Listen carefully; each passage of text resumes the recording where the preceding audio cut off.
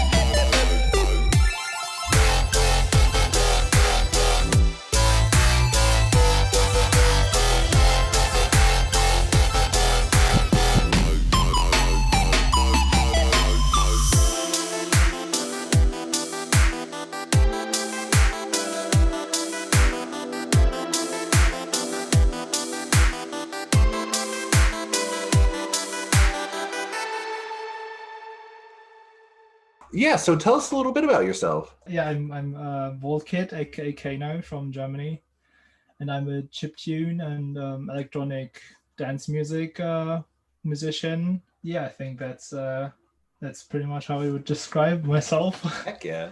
So tell us a little bit about kind of like the German chiptune scene, and then also like I find you to be very have a very international abroad chiptune community. So I don't know if you can like compare kind of like a localized chiptune community for you and like the global chiptune community. So German chiptune scene I would say it's very small, but I guess it's the local scenes, except maybe from the American one, are all very small. I would say it's nice. I mean, compared to like a friend of mine, Nemesis, who's like, I think he's literally the only chiptune artist in his country, Singapore. Oh wow! I mean, compared to that, of course, right. Like in Germany, at least have maybe 10, 20 somewhat active artists, and like a backlog of I think over 100 artists who made chip music in the last 20 years. So there is a German scene. We also have a couple of regular happening party series like Chip It's a Fan, which is the biggest one, which also have they were international artists. Like we had it's an event happening in Nuremberg, and we had international artists like Guam and Nordloaf and Sinai Dansen, and I think Dubmood played once. I think Saberpulse played years ago there. So there is some active events happening as well. There were a couple of labels in history of chiptune as well. I think Blip Street Records or something is actually was based in Berlin when it still was active. Blip Street Records. Just gonna Google that. In the meanwhile. I also run a tiny label, like we're not that active, but there's something under the name of Chiplove that I organize together with with Clearer and Hardcore Softboy from Berlin, and we also did a couple of compilations in the last 2 or 3 years. Wow. What's that like running a label? I mean, we only put out some compilations, so I know like single releases. So I think that's a lot of fun. Like we just collect, like we ask all the friends if they want to have a track, if they have a track lying around or want to do something for a compilation, and we pick a theme. Like one of the things was even like a round of a Game Boy's 30th anniversary. So there was like remixing Game Boy songs, and everyone could pick a track he wanted to remix. So yeah, that was a lot of fun. Yeah, but also like since like running a label is a lot of work, we're not as active, especially lately, especially this year. Right. With like the pandemic and all that, we didn't spend a lot of time on putting up anything new. Which is kind of sad, actually. I should have done that. But it got lost under all like other things in life. 2021 then. 2021. Yeah, Chiplove Volume 2, hopefully.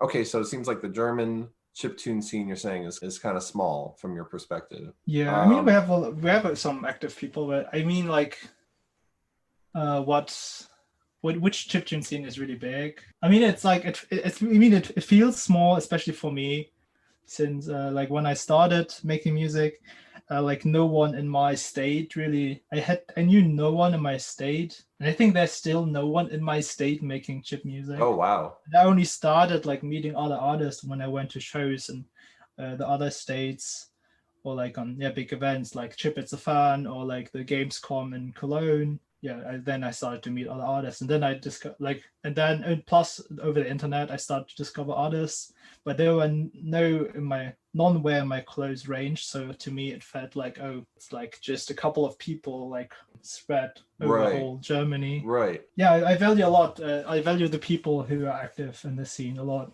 and I'm good friends with most of them, and I'm always happy to see them. It's like really sad that we had no live shows, and but yeah, looking forward to next year to meet all of these wonderful people again and to go to the events again. Absolutely. So, according to your A Bit of Chiptune file, your music is described as colorful 9-bit EDM. So tell us a little bit about like what that synopsis kind of means. Yeah, but even before like I was always listening to like EDM music even before I made chiptune, and I also started making music actually before I was making chiptune music. I was always interested in like this. Yeah, I was very flashed when I first heard music from like artists like Skrillex or Zad. When I was in like 2012 or 13. Oh yeah. And I was really interested in how that works. So like this electronic dance music was always a big influence in the music I wanted to write. Yeah, when I started picking up as DJ and start to release chip music with that software, it was naturally to incorporate this dance music influences into that. And starting last year,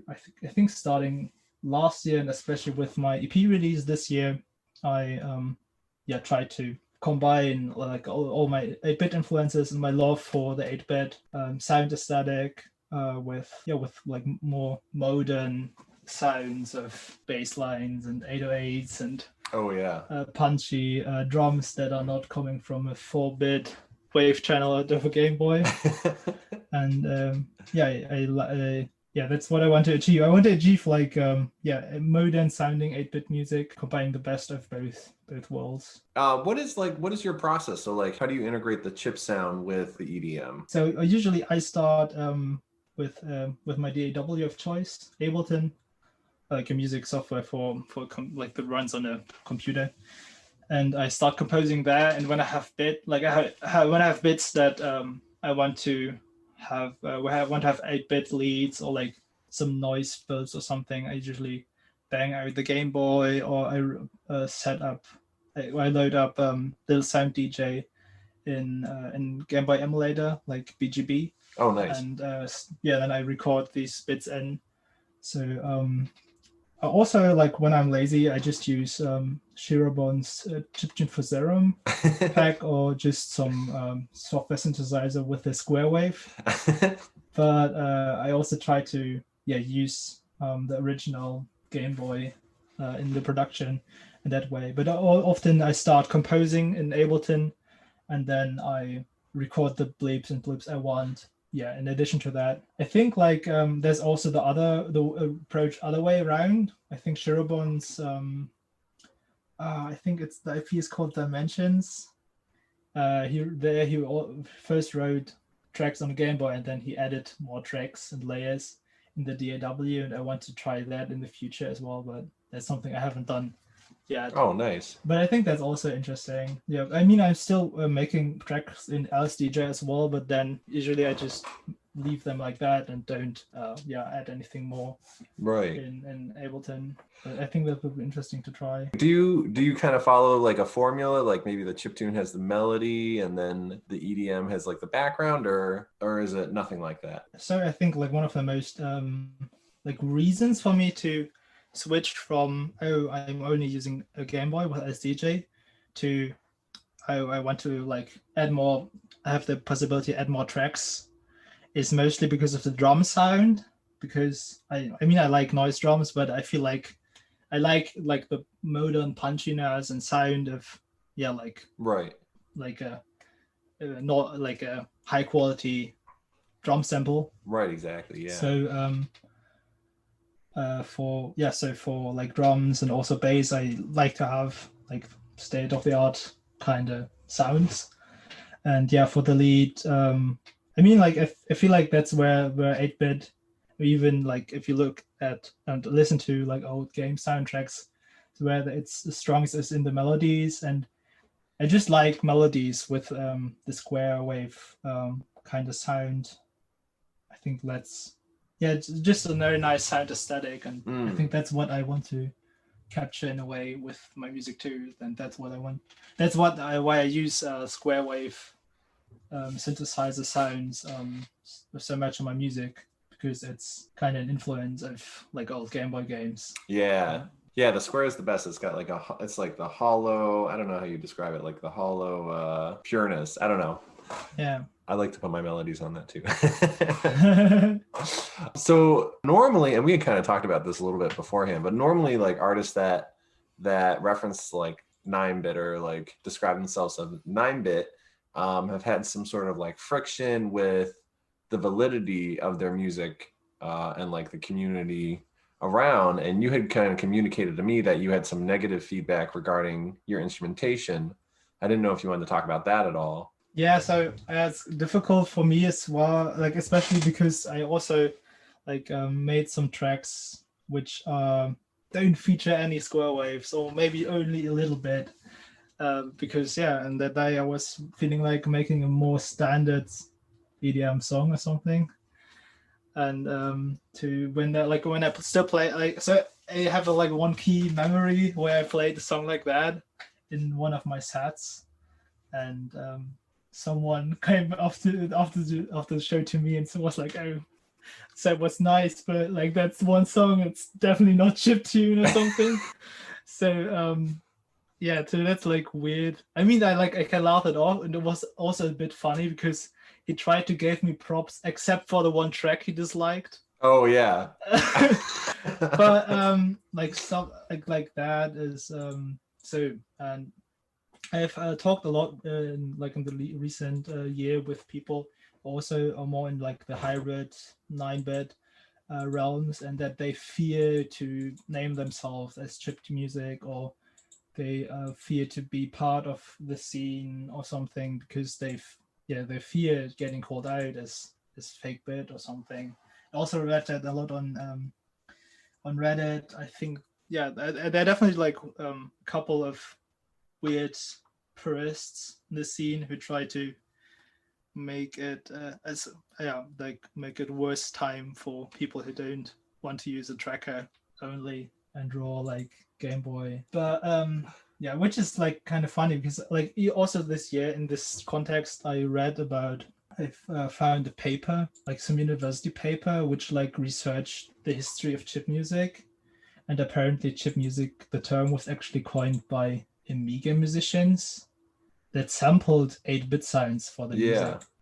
This Anders Carlson, Power Users and Dreadful Puppets, a critical study of the methods and motivations in chip music. There he interviewed Amiga musicians, and apparently they used the term chip music to describe music that sampled 8-bit music for like Amiga tracker compositions.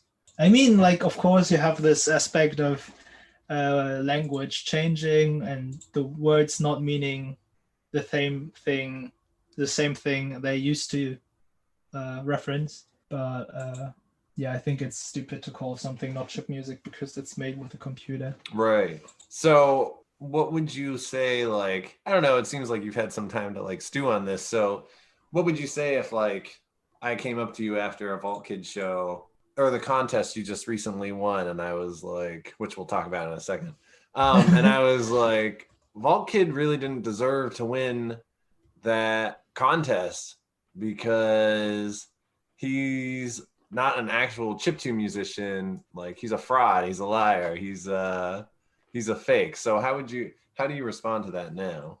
I mean, like in the contest was not chiptune related, so True. Okay. Bad example. But if but if I it came up was to like it was like someone announced the lineup or something. That was on the chiptune lineup, and right, that's a like, better oh, example. why is Vulcan booked? He's no chiptune. He's not chiptune.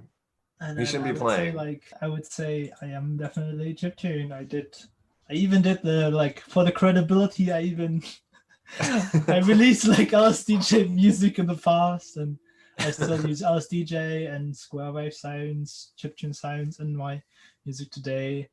And yeah, I feel like this discussion about like chiptune and what is chiptune and is this crossover kind of new like style, is digital fusion kind of stuff, is that chiptune really?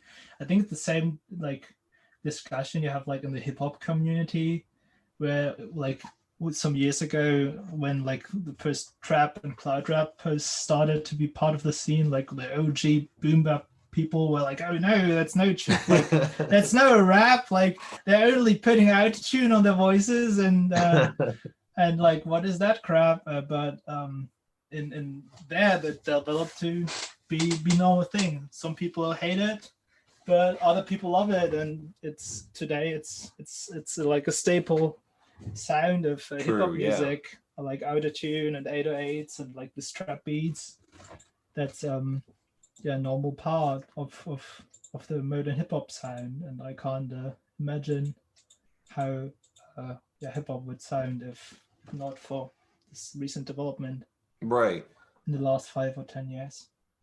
So I'll like push it one even further. So I like your lineup example. So if I was like, I'm not even gonna watch Vault Kid's set because he's not chiptune, what do you think like I would be missing with that kind of like point of view about your music? Like what would I miss?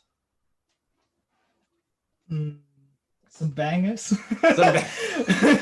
But yeah, I think it will the person would miss out on a new perspective on chip music. I think especially like the 9-bit hybrid kind of people, they can, like, since they are not limited to only use the certain sound and the hardware limitations of the Game Boy or like the NES or something, they can show like they can do stuff that's not possible on these old devices. You can't have like a sample in more higher quality, or you can't have, without linking multiple games, you can't have more than 4 tracks. So you can do more complex stuff, more there are more possibilities to discover in the realms of the crossover between chiptune and other stuff. I kind of like call these people like over identifiers, like, or organizers who like compartmentalize like genres, and they just kind of get lost in like these things that I don't really think matter too much. But do you think there's any like pros to over identifying? I think it's interesting to look at like generally it's interesting to look where a specific style of music comes from. I think that's also why stuff like documentations are so interesting to watch, and that's why I'm reading stuff like university papers about how chiptune discovered, and why I'm watching Europe in 8 bits and stuff like that. But I think it's stupid to like try to deny what's happening nowadays and try to live in the past, because unfortunately the past is in the past, and it's also more fun and interesting to see what the future holds for us and for chiptune. And also like the music has not died. You when you still have the MP3s of like the good old classics of chiptune from 2008, and when 8-bit collective was still a thing, you can listen to that and nobody takes that away from you. Yeah, these over deniers, or what do you call them? They're making the mistake, like nobody is taking away anything from them, but they want to take away your fun you have with the music. They can still listen to like that one Dabmu track from 2004 or something, but they want to deny your listening to Volkit or something in 2020. Do you have any thoughts about like kind of this discussion about digital fusion? I don't know if you've seen that. Yeah, and I think it's great. I'm not like that much into it, and also not on the Discord server, and like not following all the tweets that fight about it, because I feel like I'm not really a digital fusion artist myself, but I really like the development, and I think it's a great term for the people mentioned, because I also didn't knew really what to describe the music of like Floyd Barber or something before the term, and I think it's a term that greatly fits all these artists and mentioned on the another hat. What do you like about the term? I think it sounds cool, and it describes. I'm not really like, I'm not the biggest. I have no real.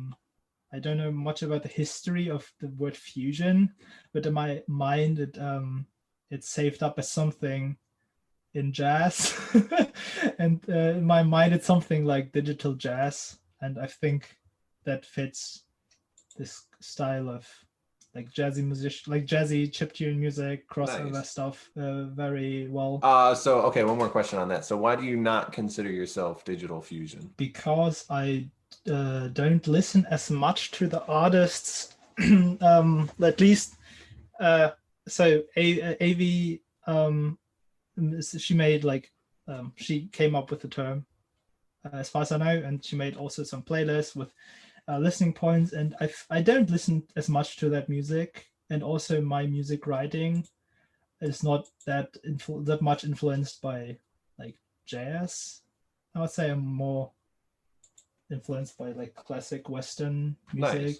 Yeah. Maybe some, like, of course, some chiptune and some anime music here and there, but I'm not like I don't have a classic jazz background, and I feel for me it's wrong to claim myself as a digital fusion artist, since it sounds like such a big term, and I don't like my music is that complexly composed to call like myself, like it's to identify myself as like something that's basically a subgenre of jazz in a way. Okay, I want to. I'm curious what Avi thinks about that. I think, by the way, if that's possible, it would be sick to interview her or someone like out of this digital fusion realm for interview. And talk absolutely. About that, actually, yeah, I emailed her, so if she's listening. I didn't get an email back. So if she's listening, please hit me up. I would. I mean, even if she doesn't have the time or misses it, maybe someone just from like desktop or something. Yeah, that's a good idea. I mean, like there are a couple of artists related to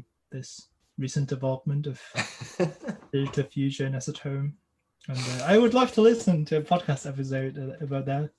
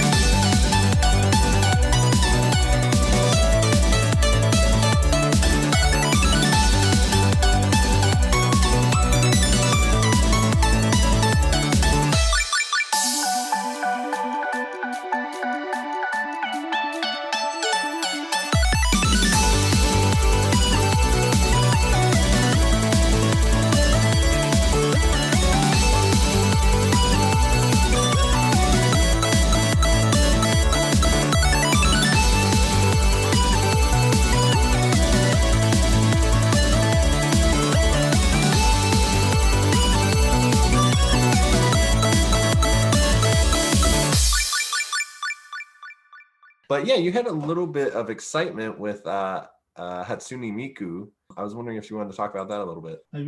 So there was a song contest about Hatsune Miku. Hatsune Miku, for those people who don't know, is a virtual digital, like it's a virtual idol from Japan.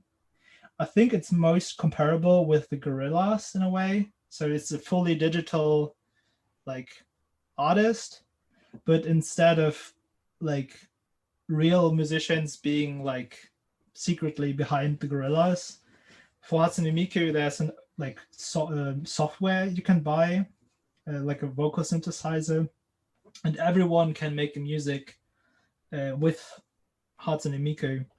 So it's like a very like open source kind of way to use the idol to make music with. And so the company who made Hatsune Miku, they also organize concerts every year. But since the pandemic thing happened, they're organizing an online concert right now for next June, and they made a song contest for a track to be performed there from the community, and I happened to win the song contest together with my friend Flanger Moose. And so Hatsune Miku is going to play my track, and it's really a big thing for me, even from like the positive feedback I got from on SoundCloud and YouTube on the song. It was really great, and one achievement I'm really, really proud on. I don't know like how common like Hatsune Miku, like to know about Hatsune Miku is in chiptune. Did you know about Hatsune Miku? I learned about Hatsune Miku through Anno Gucci. So True. So Anno Gucci made one of the most famous Hatsune Miku songs. Also, like for me, it's also like a big crazy kind of childhood dream coming true, since I was a kid. Like when I was a kid, since my mom is Japanese, we went a couple of times to Japan. Oh, nice. And I loved going to the arcade, and there's this rhythm game, Taiko no Tatsujin. I don't know if you know about that. It's also available in the. Is it the drums? Western. Yeah, it's this taiko, Japanese taiko music game. Yeah. And they for since like a long time they feature a section of Vocaloid songs, and I remember playing Senbon Sakura on Taiko no Tatsujin in the Japanese arcade, and that's crazy. I listened to like I had, and then after that I had to, like when I was a teen, I had a big Vocaloid phase as well, and I just it's very core to the music I listened to when I was a kid. Oh, nice. And I experienced through music games as a kid. So, it's oh man, nice to have her play one of the songs I co-produced on her concert. And I mean, and also like she went on tour at the beginning of the year before the pandemic, and I visited the concert in Berlin just this year, and I saw the concert live, and it was, oh my god, it would be so crazy to, like, I was joking with a friend of mine who's also into like producing Vocaloid music, and we both were, it would be so sick if one day she would play a song by me or her. And, hell yeah. It actually happened. That's amazing. What kind of like what went into your song? Like what was your attack to the inclusion of the vocals? So the vocals were actually mostly done, like at least the lyric writing was completely done by my friend Flanger Moose. The song is called 1,000 Little Voices, by the way, if anyone who listens to chat just listens to the podcast wants to check that out. And I think like Flanger, Moose and me, we never made music before. We just met recently in this year because we both played a digital Vocaloid event called the Komi. which is like a German anime convention, and they had an online event. So so we knew about like through that, and then was like, oh yeah, we should just make a track together. And I remember I started with the chords, and I sent it over, and then he wrote some lyric ideas, and we passed it forward and back. And he did more on the vocal and the lyric side, and I did more on the instrumental production side. I know you didn't do the lyrics, but what do you think? Like, what does like Hatsune Miku sing about? Like, who is Hatsune Miku, and how do you like, if she belongs to everybody, like how do you properly represent her in your music? I think like it's interesting that everybody can use Hatsune Miku and make her say what you want to say. But I think since I feel like people who get drawn to use Hatsune Miku for this for her singing are people who don't like, who either can't sing themselves, or they're like afraid or don't want to, like, or afraid to use their own voice to say that. So I think that a lot of people, like producers who use Hatsune Miku because they either can't sing or they don't want to sing, but still have something to say that they want to, like, that way they want to tell in their music. And I think you can use Hatsune Miku pretty much how you want to use it, because in the end it's a way to tell your story and your lyrics. And she's like Hatsune Miku is unlike, like, even though she's like a pretty anime girl, unlike a character from an animation, she does not have a clear character or personality, and you can use it how you want. Like, in a way, Right. she's really like an empty bottle. You can use, like, you can put in your text and your emotions, your feelings into that, and you can utilize it how you want to. So I think there's no wrong way to use Hatsune Miku, really. Was there anything you wanted to talk about that I might have missed? I know you it's semi-new. I know you just had like a semi-new single release. Oh yeah, but that's taking a little bit till it comes out. But people listening to the podcast can definitely forward to a new track coming out with 3x Blast. And also I'm probably dropping a synthwave-ish track soon. You move fast. It takes forever for you to write a song. You just dropped your album. You're already like, oh, but you guys are also 3 people, right? So you have to like then someone maybe is like, oh no, I don't like that part, we need to change that. And for me, I just have to be happy with it. I can imagine it's more difficult actually to be part of a band. We'll have to see. I would love to like switch experiences with. I always wonder, I'm like, oh, versus like being in a band versus being like a solo artist, like what are the pros and cons of each? Have you ever written a song like solo? I have. I like, but not very well. Like when I first got into chiptune, I like was using a tracker called Milky Tracker, and I wasn't really like marketing myself or like the way that I do with my trio. If the other people like in your band need too long, maybe you should just use some time to make some tracker music on your own. Yeah, just go solo. Be the Justin Timberlake of the group. Go solo, and or I guess Harry Styles would be more relevant, but.